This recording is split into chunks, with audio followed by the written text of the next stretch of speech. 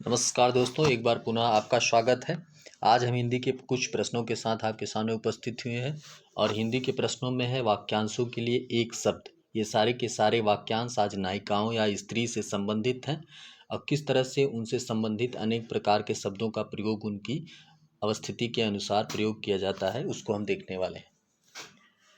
पहला सेंटेंस है, पहला वाक्य है सैकड़ों आँख वाली नायिका। तो इसके लिए एक शब्द प्रयुक्त होता है शताक्षी। शत माने होता है 100 और अक्ष माने होता है आँखें। तो जिसकी 100 आँख हो उस स्त्री को शताक्षी कहा जाता है। अगला सेंटेंस है सुंदर बालों वाली नायिका। सुंदर बालों वाली नायिका के लिए एक शब्द है सुकेसी। सुंदर मुस्कान वाली नायिका, इसके लिए एक शब्द है सुष्मिता। सुंदर गले वाली नायिका के लिए शब्द है सुग्रीवा। सुंदर आँखों वाली नायिका, इसके लिए एक शब्द है सुनैना। सुंदर जांघों वाली नायिका के लिए एक शब्द है करभौर और करभौर उसके लिए भी प्रयोग किया जाता है जिसकी जांघें हाथी के सूंड के समान हो। सबका प्रेम चाहने वाली नायिका, उसके लिए एक शब्द है सर्वकिया। संकेत स्थल पर प्रिय के न मिलने से चिंता करने वाली नायिका, इसके लिए एक शब्द है उत्कंठिता। शंख के समान गले वाली नायिका, इसके लिए एक शब्द है काम्बुग्रीवा। काम्बुग्रीवा।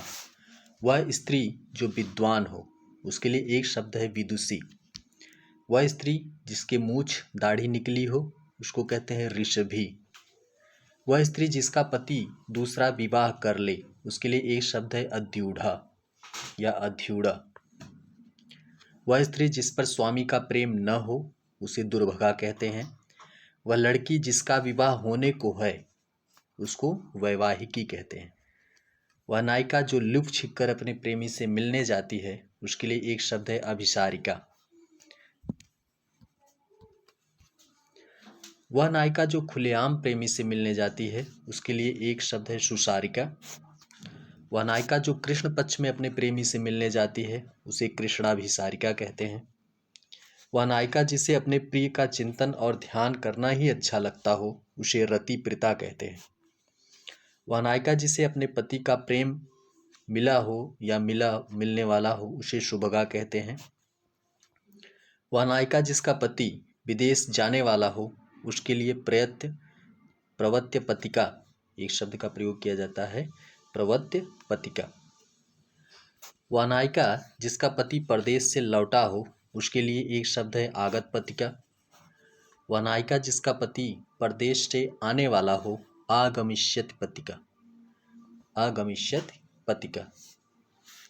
वह नायिका जिसका पति परदेश में हो, उसके लिए एक शब्द है प्रोसित पतिका।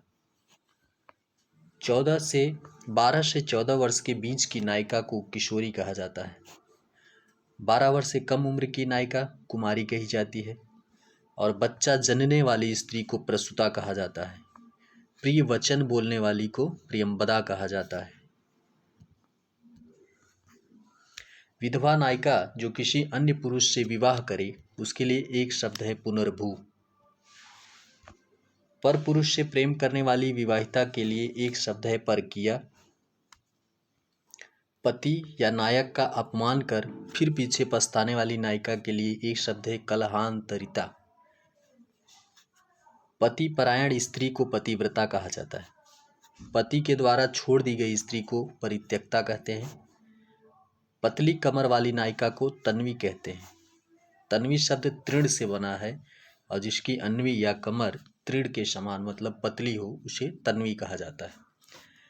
प्रतिपक्ष का नेतृत्व करने वाली नायिका को खलनायक कहा जाता है। खल माने होता है दुश्मन और ऐसी नायिका जो दुश्मन का साथ दे, उसके लिए एक शब्द है खलनायिका।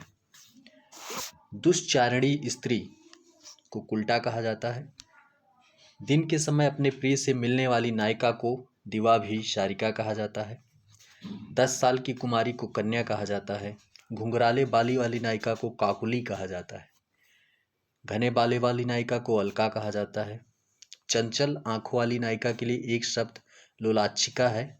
लोलाक्षिका शब्द की उत्पत्ति लोलक से हुई है, जो पेंडुलम इंग्लिश में कहा जाता है।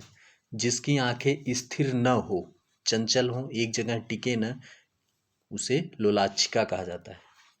क्रोध करने वाली स्थिति को भामिनी कहा जाता है। जिसकी भौहें हमेशा धनुष की तरह टेढ़ी हो, उसे क्रोध करने वाली स्त्री को भामिनी कहा जाता है। जिस स्त्री के पुत्र न पैदा होता हो उसे निपुति कहा जाता है। निपुति अर्थात जिसका पुत्र न हो। जिस स्त्री के पुत्र और पति न हो उसके लिए अवीरा। जिस स्त्री का पुत्र और पति हो उसके लिए एक शब्द है पुरेंद्री।